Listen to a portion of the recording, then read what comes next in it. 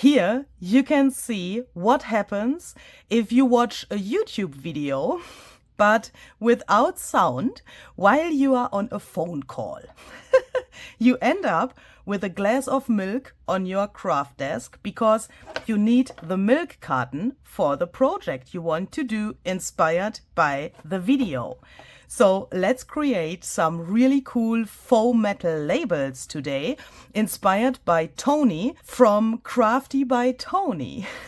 Hi, this is Luisa Heinzel, and today I want to do a little experiment.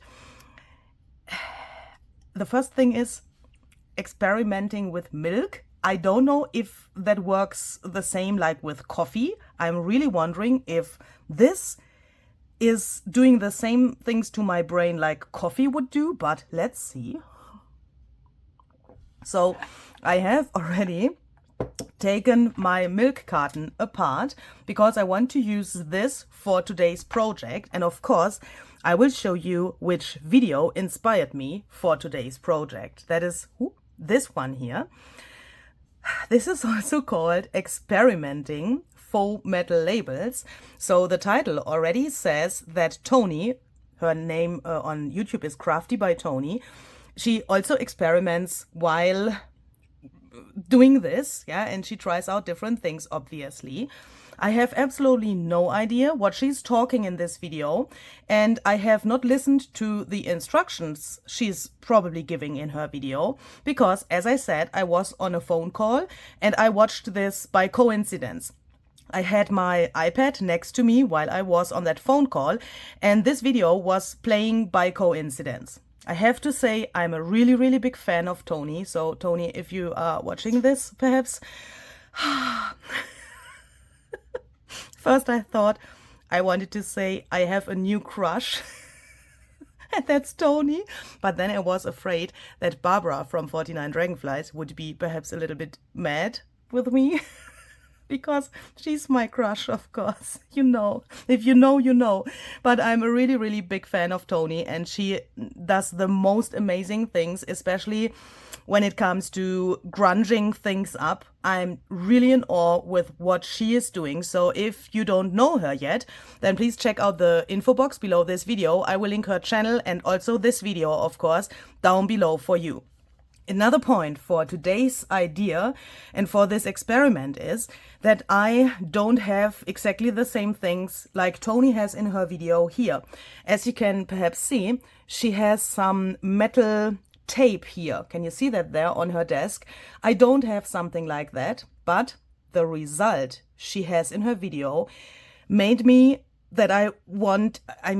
feel that I want to have something like that as well, these faux metal labels. And I thought, how can I imitate what she has here? And I mean, because I don't have this metal tape, so I came to the idea to use this material because this is some kind of metal as well. It's silver, so perhaps we can do something similar like she's doing in the video here. And when I thought about my video, I thought also that it can be perhaps sometimes helpful to watch a video without the sound, because then you don't hear what the person is telling you what you need for this idea, so that you then can perhaps come easier to alternatives. Because when I see this and when I imagine she says, here, you need this tape, then it could happen in my brain that I think, well, I can't do this because I don't have this tape. And perhaps my brain stops thinking about alternatives. But when I don't hear it and just see it, then I can perhaps come to another idea. And that's the same with the thing she is doing in this moment here in the video. She uses obviously some die cuts, I think, to make some texture and some really cool patterns here to her sheet. And I thought, okay, if I don't have tape, then I also can't use the die cuts, but what else do I have to get something like she has in the end of her video? So I'm so sorry. And look, I mean, what the heck is this? This looks so, so amazing. And I want to have some of these cool faux metal labels in my stash. I'm so sorry. so that I can then use them for my future junk journals. These are just amazing, and I'm so hoping that I can get a similar result with the help of this video and with the help of Toni's ideas from this video. So let's go into this and let's try this with what we have at hand. I think you can guess something happened from the second ago until now. And you're totally right. You can see I have a coffee here. And I thought perhaps it helps if I put some milk in here. I don't know. Let's put everything in there, then it's more. What happened here? You can see I already tried something out. The size of this piece is now smaller than you've seen it a second ago. That's because I already recorded my German video. I think you know that. I always make a German video and an English video so that, like, yeah, not everyone, but more people can understand me. And while I recorded the German video, I already found out some things where I think I don't want to do that again. So now I will try to do this thing a little different, but at the same time, I want to explain and show you with my video footage from the German video what I would not do again. Yeah, so hopefully I can make that work and explain that very well. I will give my best. So when I saw Toni's video and she has glued her or sticked down her metal tape, I could see that she pointed with her finger to areas that looked similar like this. Can you see these little damages that came? This came here because, you know, the milk carton was bended like this somehow. And so I got these things here automatically. Toni got these kind of things because her tape didn't stick like really flat. It was not smooth, but I guess she said, and I couldn't hear that because the video was muted, that she likes this. So for the German video, I came to the idea to crumble this really extremely. And as you can see, I will do something similar here now, but not so extreme. In the German video, I really like, you know, made a little ball and then I have taken it apart again. But here I want only a few of these things because then this whole thing is more flat and I have an easier job with stamping in a second. In the German video, I also separated the layers of the milk carton. I have taken this layer off completely to get a thinner material and to have only this layer here. And that made that the other side of this material was like brownish then. You can see that here now. I will put a little footage from the German video into this video so that you can see what I have done there.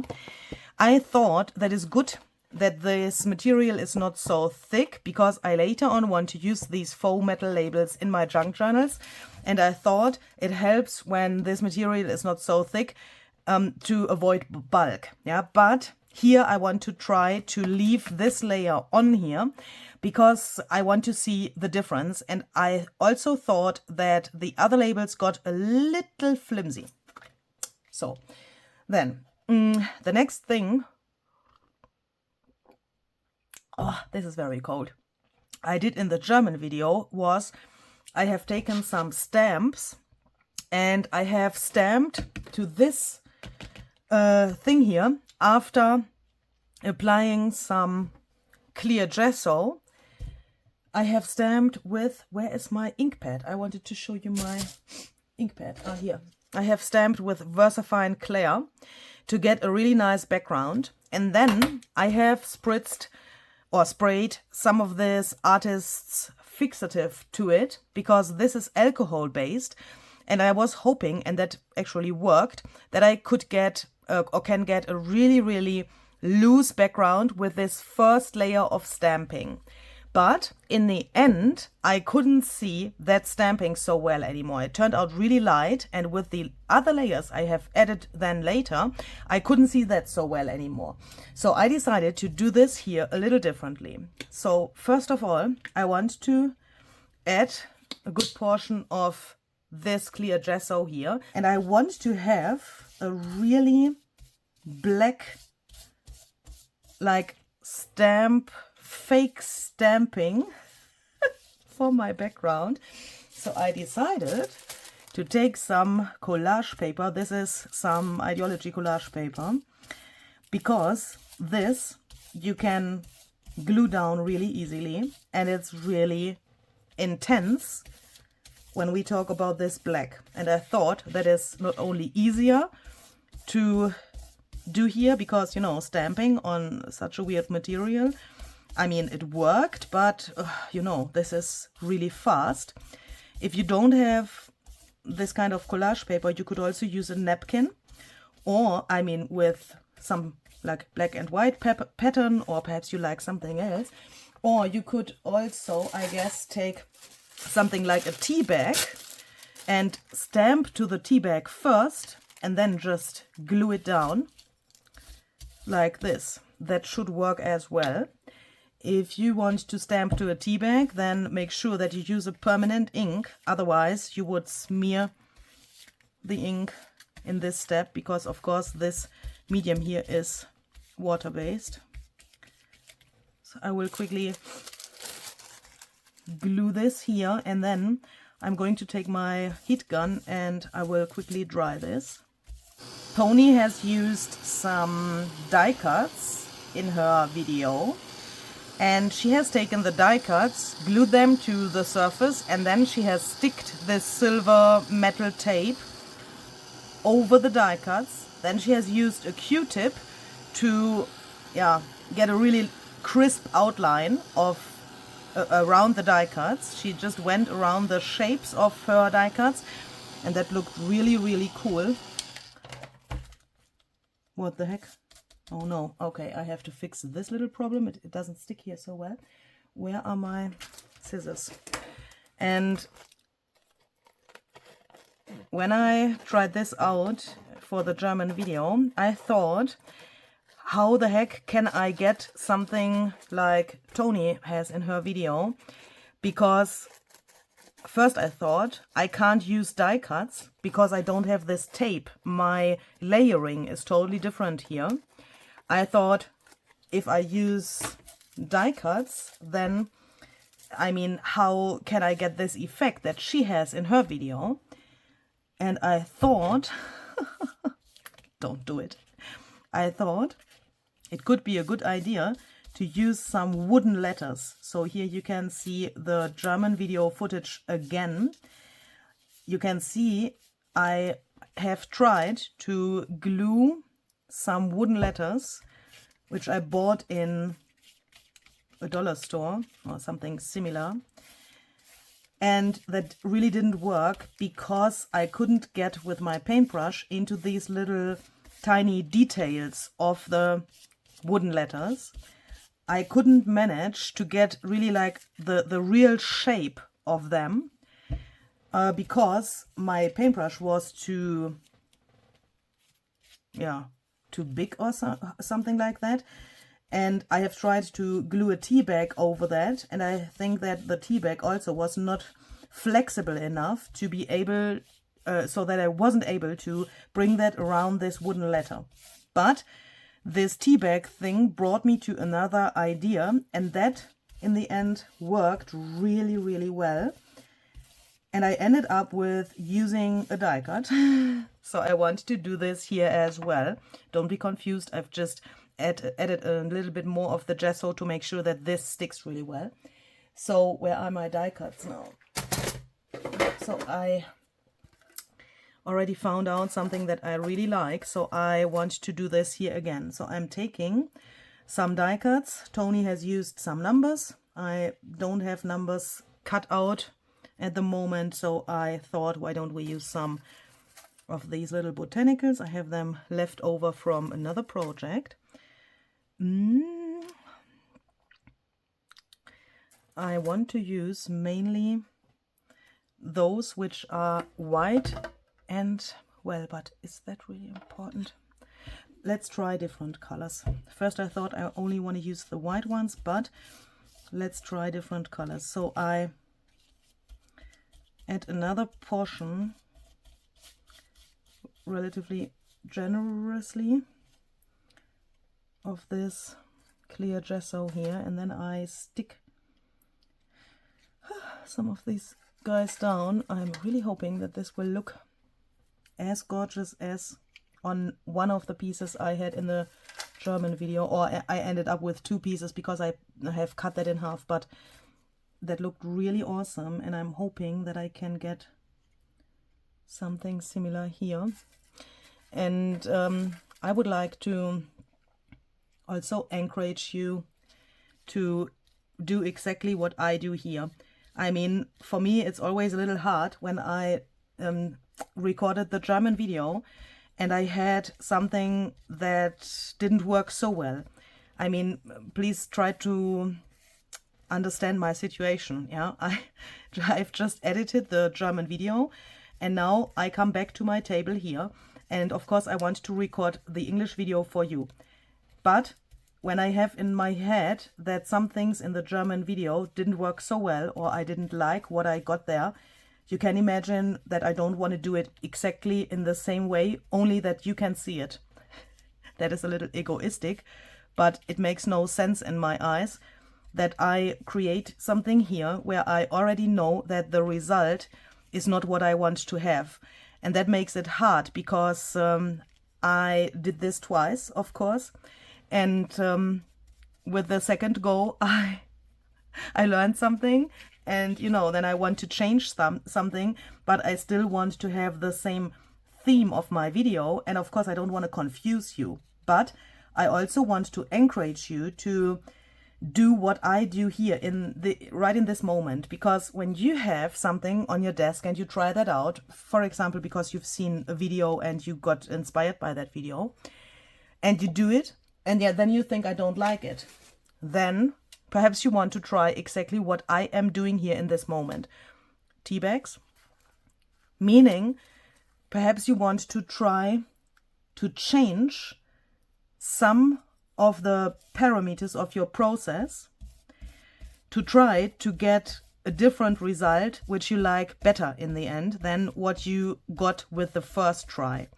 And that is exactly what I'm doing here. And that is also what would happen if the camera would not record in this moment, if I would do this without the camera and just for myself.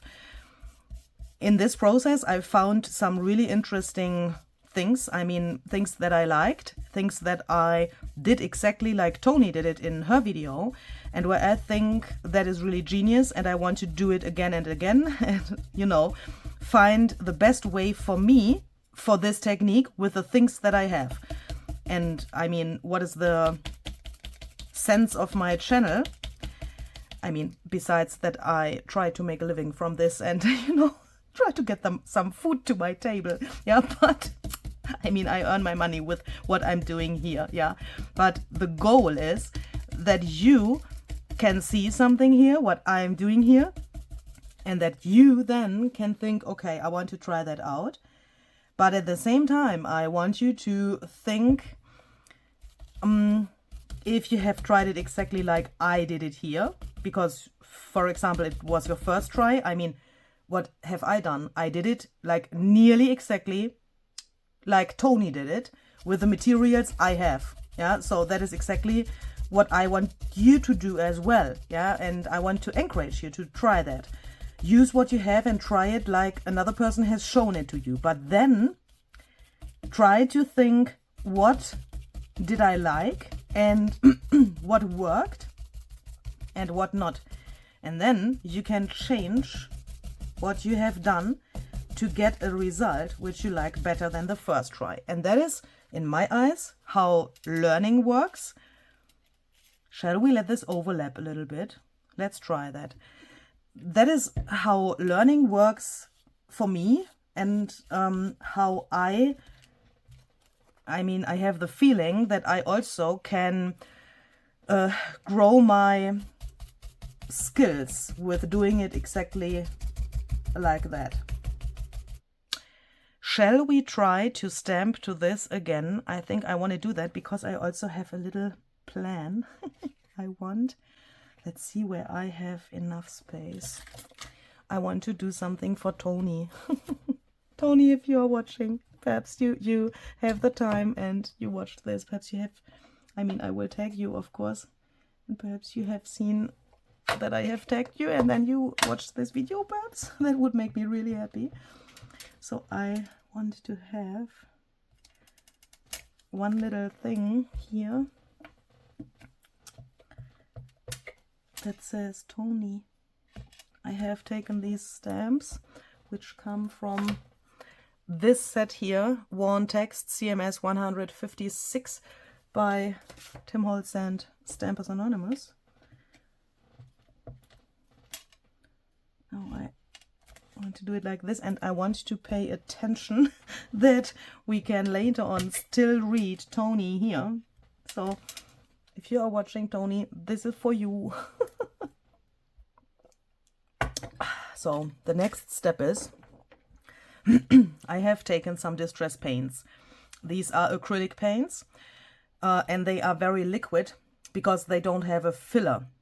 If you don't have the distress paints and you want to use normal, you know, what is normal, thicker acrylic paint, then I would recommend to mix your acrylic paint with a little bit of water to make it a little more liquid. I have chosen Vintage Photo, Speckled Egg, Salvage Patina and Ground Espresso. And I want to start with Vintage Photo. And that is also one thing I have learned from Toni's videos. Let's use more Vintage Photo. Let's just do it, okay? I can't really explain. I can't really explain why I think that. It's probably because all of her things look so amazing and she uses Vintage Photo so often, and I have the feeling that it's perhaps not only because of her wonderful skills but also because of Vintage Photo. But in the opposite order. The main thing is definitely that she knows what she's doing there. Look, can you see what happens with the die cuts? Isn't this just great? When I found that out in the German video, I immediately knew that I have to do this again for you here, so that we also have more examples on how this can look.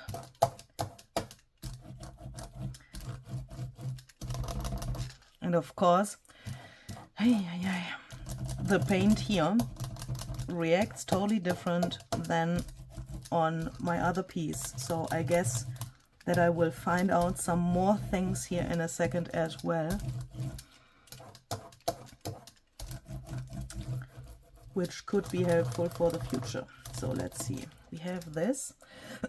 Now I want to leave the rest of my Vintage Photo here on my mat. And then I want to take some Salvage Patina. I will not dry this because I want to have the Salvage Patina a little dirty. Ooh. I want to mix this here and here.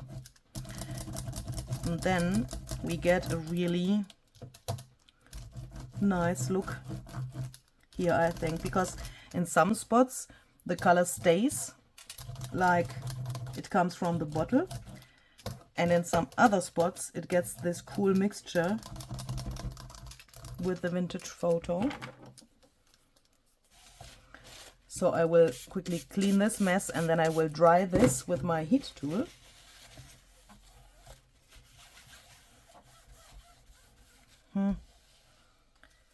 Really, Louisa? Or shall we perhaps try to add some water? Why not?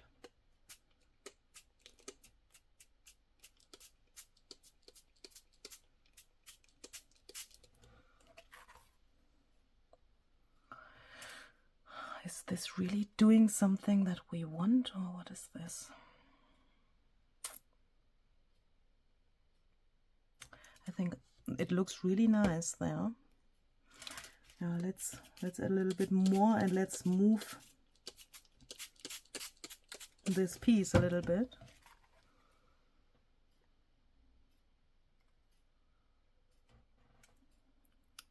I'm just thinking,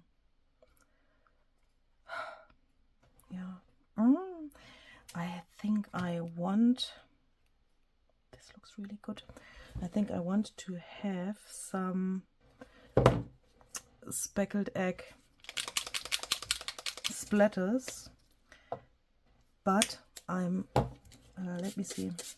Oh, my brain, I'm so sorry. I can't do this and talk at the same time, obviously. Do you know that when your brain and your mouth are not working in the same speed?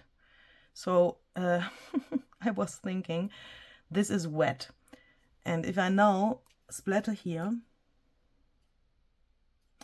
yeah, we get some lighter spots, but not splattery. Yeah, they don't have the shape of the splatters then anymore. So I can control where I put this, and that is good, I think.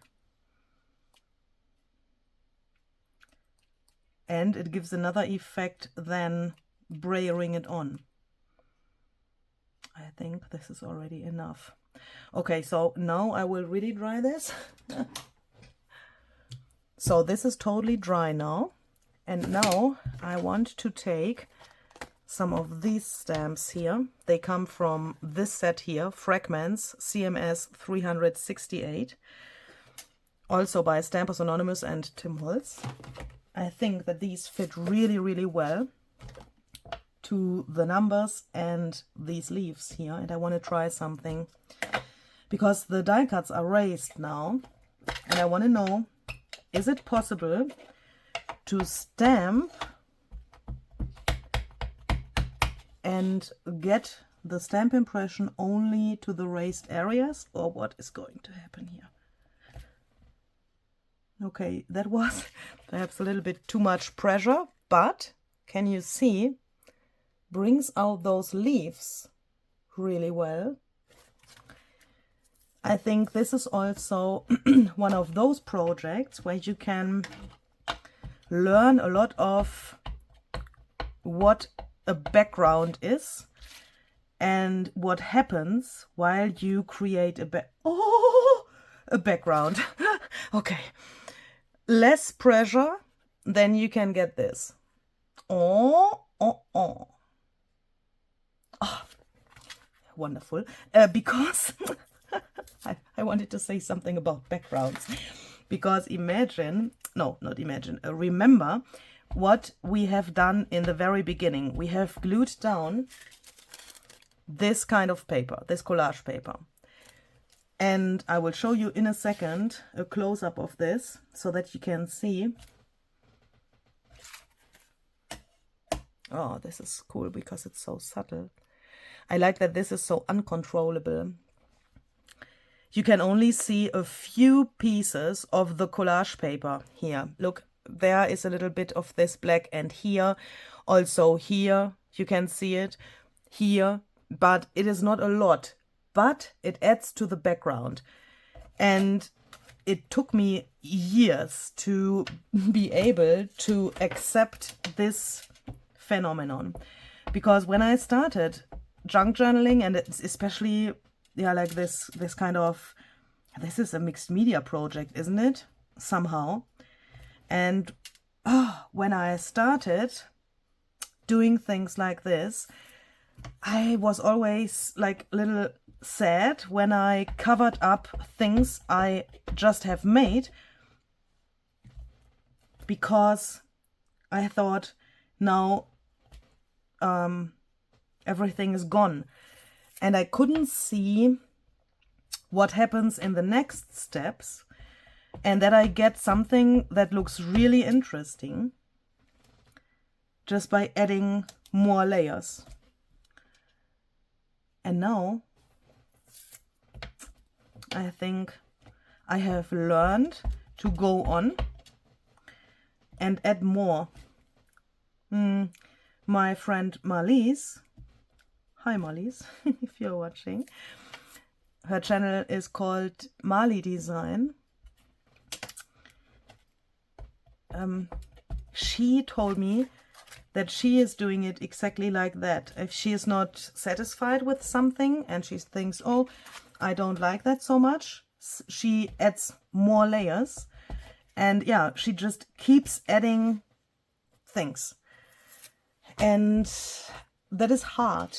I know that because I experienced exactly that it is really hard to do that, but it also helps. And when I see this now, I can see that I have something totally different than in my German video, but I can also see that this is going to become something that I will like in the end. I can already see that. And why is that? Because of this stuff I've just, talked a few minutes ago about. That was not the right order of the words, but I think you know what I mean. And because of adding more things to create an interesting background. I really believe in that. And speaking about adding more, I think we should now go with some ground espresso and also some lighter color. I want to take white to get two kinds of contrasts. With white, I want to go into the lighter direction of contrast, and with ground espresso, I want to go into the opposite direction, meaning the darker side of this. I want to take some acrylic paint. This is called vintage paint. It's normally meant to paint wood or something. This is like a chalk paint, but I guess you could do this with normal acrylic paint as well. And Toni did something similar. She also added white, and in my eyes that brought some really cool effects to her pieces. And look, I know I'm covering up a lot of what I just did, but imagine we will cut this into pieces later and we will not see the whole thing. And with that, we get a lot of interesting areas here. Oh no, I nearly covered up her name.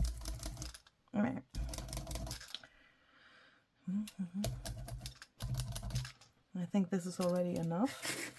So then, let's take some ground espresso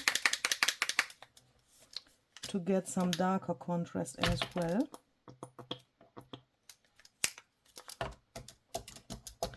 I'm just trying to decide if I want to stamp again or if I want to leave this.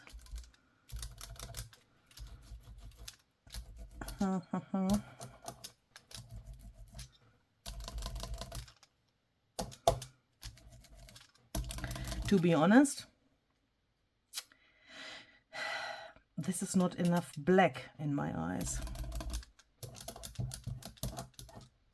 But perhaps I think that because I have her results in my mind at the moment. That's a dangerous thing for your own process, I think. I really think that, because, you know, this already looks totally different than what she has done.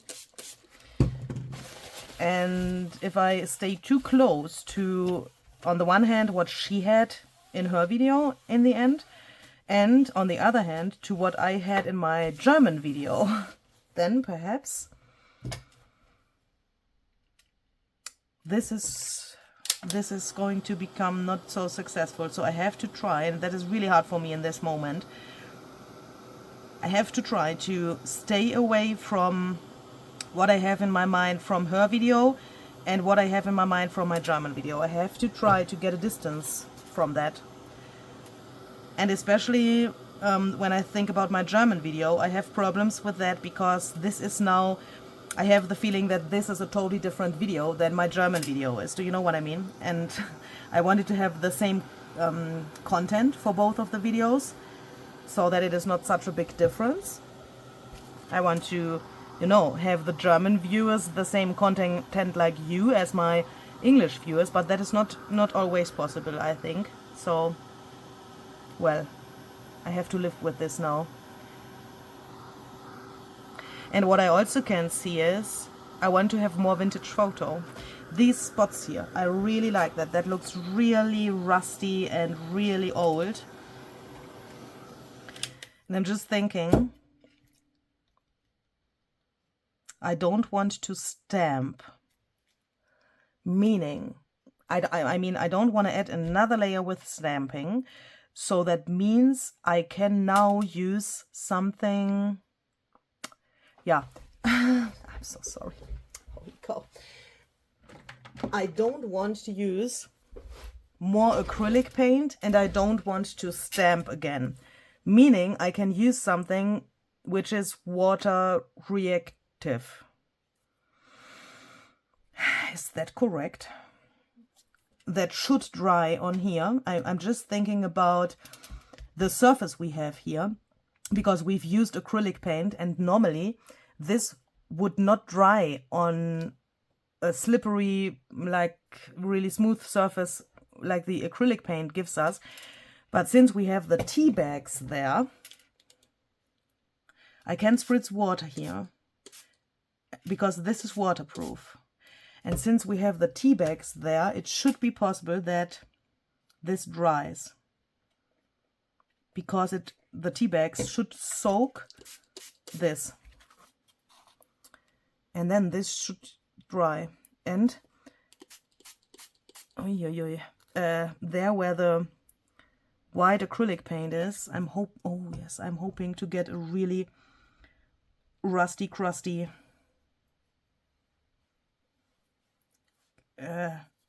look.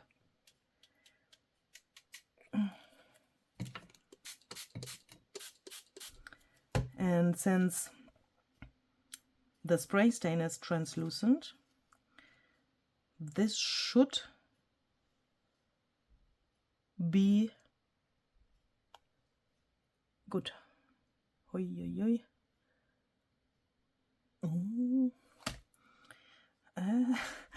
Let's see. I will quickly dry this.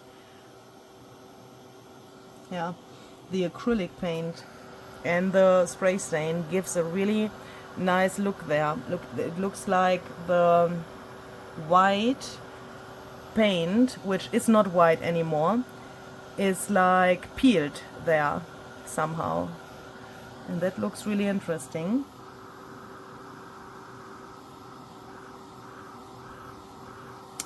Even if the vintage photo doesn't get so vibrant here, but that is normal because, yeah, it's translucent and the layers below are coming through.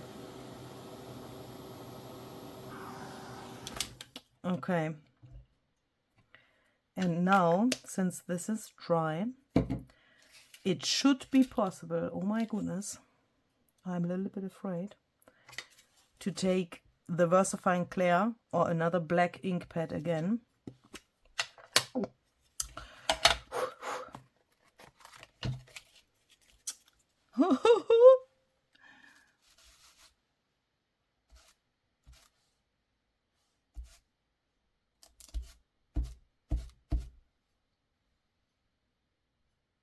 Oh my goodness. And do it like this. Not everywhere, because I don't want to cover everything up.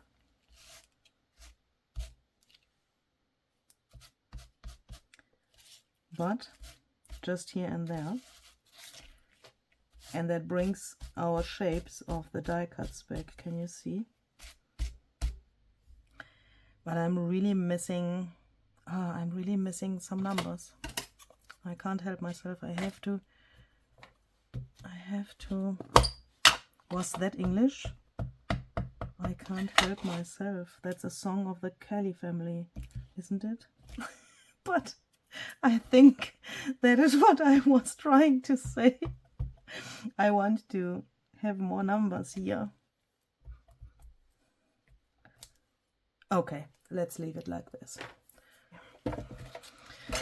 Let's perhaps first cut a straight edge here, because I want to have rectangles in the end.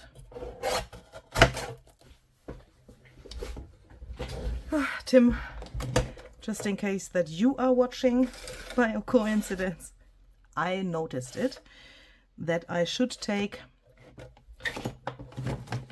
this trimmer here instead of the guillotine trimmer. This is of course way better for cutting something like this. And now, let's first take a corner rounder. Toni had a really cool tool which could make also some other corners, but I really like this, and I only have this tool, so I use what I have, and I'm happy with my round edges here. So I will do that on all of these pieces. What happens, I mean, if we only have one tool, what happens if we do it like this and only have two round edges? I mean, look, corners, I mean. That looks already really interesting, even if we only have this one tool. Or does this look like I have forgotten to do this? I'm really asking myself that, but I like that. What if we... This tool also has a notch punch here. Is it possible to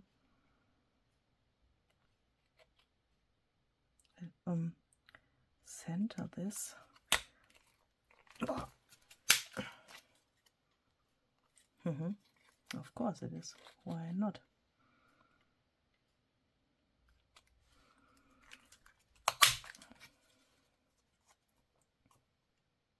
I want to take this and I want to sand the edges to bring this silver of the milk carton material back in some spots, because I want to see this silver so that it looks really like this was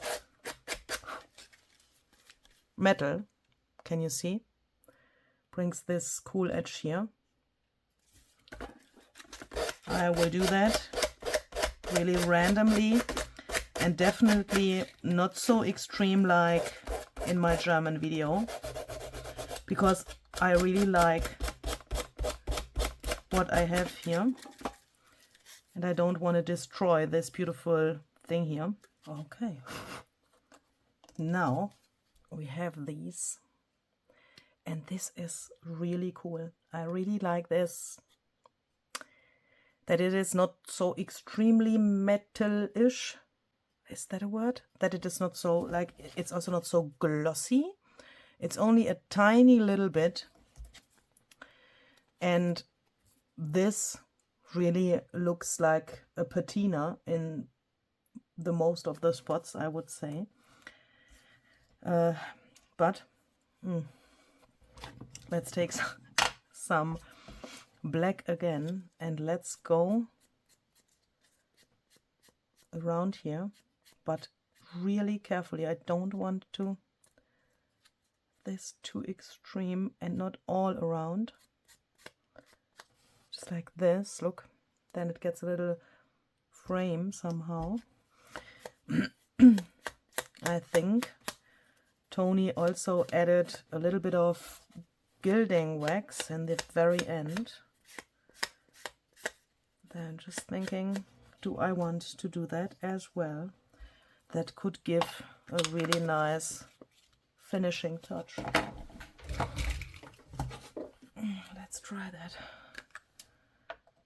Perhaps here.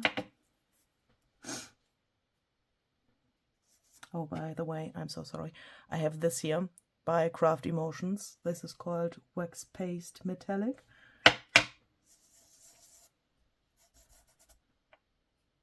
Oh, yes.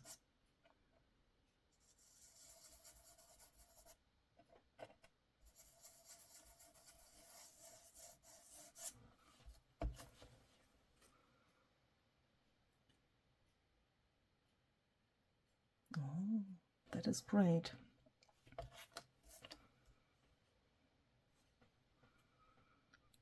But perhaps not everywhere.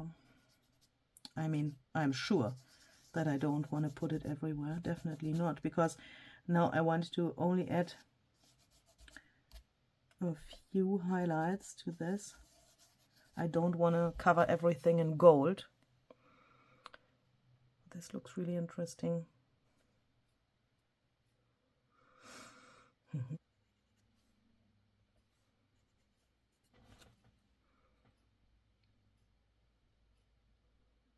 I will leave the others like they are because I don't want to add too much, and I don't know yet into which journal these will go. Probably also not into the same journal, and perhaps I have a journal where gold doesn't fit so well. Then it would be not so good if I would have gold on every piece here. So I'm really hoping that you like these. I'm really in love with these. And Toni, if you're watching, thank you so much for your idea and for sharing your techniques and your talent and your ideas with us. I'm really, really a big fan.